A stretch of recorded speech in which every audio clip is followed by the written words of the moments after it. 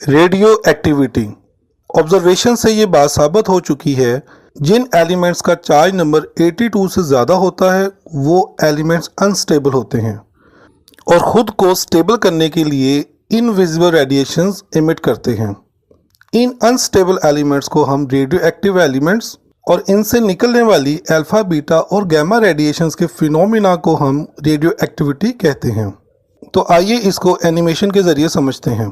सबसे पहले हम रेडियो एक्टिव एलिमेंट को एक लेड के बने एक ब्लॉक में रखेंगे, क्योंकि लेड के एटम्स एक दूसरे के बहुत करीब होते हैं, जिसकी वजह से इसकी डेंसिटी बहुत ज़्यादा होती है और ये रेडिएशंस को बाहर निकलने नहीं देते।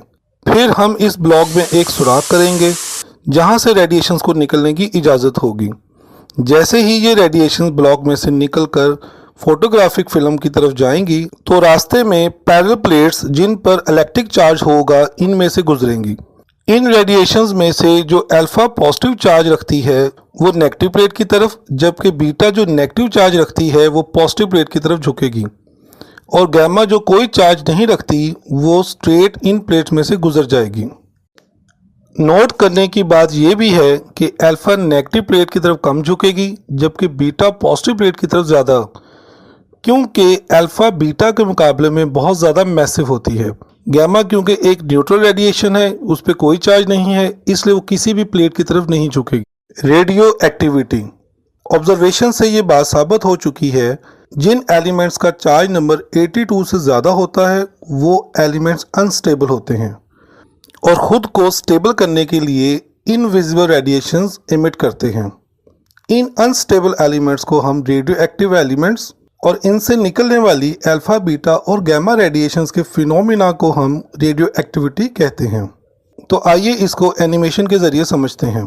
सबसे पहले हम रेडियो एक्टिव एलिमेंट को एक लेड के बने एक ब्लॉक में रखेंगे, क्योंकि लेड के एटम्स एक दूसरे के बहुत करीब होते हैं, जिसकी वजह से इसकी डेंसिटी बहुत ज़्यादा होती है और ये रेडिएशंस को बाहर निकलने नहीं देते।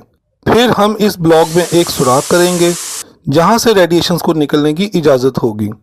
जैसे ही ये रेडिएशंस ब्लॉक में से निकलकर फोटोग्राफिक फिल्म की तरफ जाएंगी तो रास्ते में पैरेलल प्लेट्स जिन पर इलेक्ट्रिक चार्ज होगा इनमें से गुजरेंगी।